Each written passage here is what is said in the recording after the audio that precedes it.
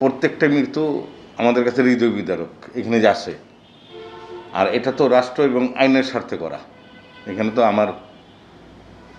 আমাদের কোনো ইচ্ছাকৃত কোনো কাজ না, রাষ্ট্র এবং আইনের স্বার্থে কাজ করি আমরা। সেলিব্রিটি উনি বাংলাদেশের সময় একটু একটু তো খারাপ লাগেই। আর তারপর আমরা আইন এবং রাষ্ট্রকে শ্রদ্ধা করে এটা জুডিশিয়ালভাবে করা হয় আইনের কারণে। মানসিকভাবে প্রেশার করার প্রশ্নই ওঠে না। এটা তো আমার একটা জব, চাকরি। এটা তো অনেকেই আপনার জানতে চাইছে যে কীভাবে মারা গেছে।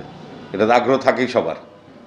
এখন আমি তো আর এই রিপোর্ট দেওয়ার মালিক না, দেওয়ার মালিক হচ্ছে ডাক্তার সাহেব, যিনি ময়নাতদন্তকারীর মেন, যে ডক্টর পোস্টমর্টম করছেন উনি। এখানে আমার চাওয়া পাওয়ার মানে কিছু নেই। যেটা সত্য তো এটা আপনারা আসেন, দেখবেন এবং আইন শৃঙ্খলা বাহিনী দেখবে। এবং ডাক্তার সাহেব যা পাইছে রিপোর্টে তো দিছেই উনি। ওই দিন বন্ধের দিন ছিল আমার যা মনে হয়, অফিস বন্ধ ছিল।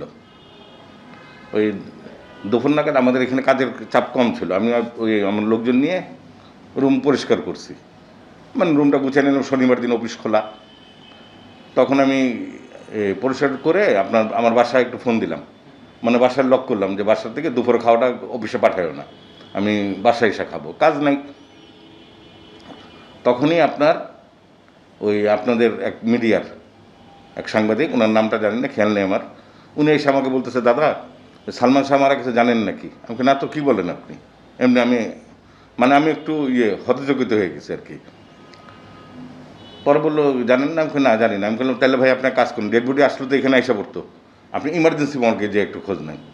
ইমার্জেন্সির কথা বললাম, হাসপাতালের কথা। উনি চলে যাওয়ার এই 10 মিনিট পারও হয়নি মনে, তারপর দেখি লোকজন একবারে এখানে আপনাদের মিডিয়ার অনেকে আসলো যে ডেড বডি ভাই আসতেছে। পরে তো যা হবার, লোকজন লোকরান্য হয়ে গেল, পুলিশ আসলো। ওই ময়নাতদন্ত করার জন্য যে শ্রোথাল যে কাগজপত্রগুলো, যে প্রয়োজনীয় যে ময়নাতদন্ত করতে যে কাগজপত্রগুলো লাগে, ওগুলো রেডি করলো। রেডি করার পরে ডেড বডি আসার সাথে সাথে আমি আবার স্যারকে জানাই দিলাম, ফোন দিয়ে জানালাম যে স্যার এই ঘটনা। ওই সময় তো ওই যে কয়েন দিয়ে ফোন করতে হয়, ওই সময় তো মোবাইলের যুগ নেই, আমাদের হাতে মোবাইল নেই কারো। ওই স্যারকে, যে ডাক্তার ডিউটিরত ডাক্তার তেজিন স্যার, তাকে জানাইলাম। স্যার বলে যে কাগজটা রেডি হওয়ার সাথে সাথেই আমাকে একটু তুমি করো, এখন তাই লাভ নেই। স্যার বললো তো কাগজ মানে শেষ পর্যায়ে তখনই আমি ফোন দিই, স্যার তো সাথে সাথে এসে পড়ছে। আসার পরেই সাথে সাথে আরও পুলিশের লোকজন ছিল এখানে, আপনাদের এফডিসির অনেকে ছিল, অনেক বড় বড় অভিনেত্রী যারা সবাই আসছিলেন। এখানে লোক অরণ্য, মানে লোকজন একবার ভিড়। কাজ করতে বেগ পাইতে গেছে, কেউ জানলা খুলে দিতেছে, কেউ জানলা দিয়ে করে, পুলিশ সামলাতে পারতেছিল না। তারপর আমরা ওই দুপুরের পরপরই, আর এরকমই হবে আমার যতটুকু খেয়াল হয়, ওই পরে কাজ টাজ করে প্রায় 3 ঘন্টা লাগছে আমাদের এইগুলি করতে, শেষ করতে।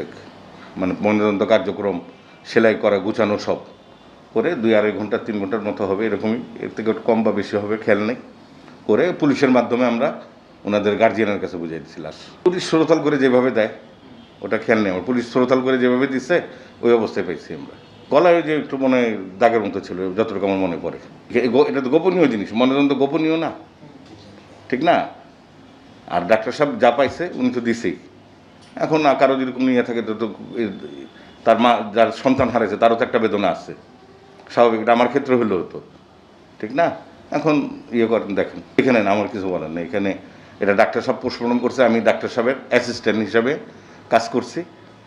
আমার যতটুকু কাজ একজন সরকারি কর্মচারী হিসাবে, 14th শ্রেণীর কর্মচারী হিসাবে এবং মর্গ সহকারী হিসাবে যতটুকু করার ওইটা করছি। রিপোর্ট দেওয়ার মালিক তো আমি না, উনি যা পাইছে উনি দিছে, আমার শুধু কাজ করা। আপনি ধরেন আপনি আমার স্যার, আপনি আমাকে সাজেস্ট যে করলেন এটা করো, এটা কাটো, এটা করো, এটা করো।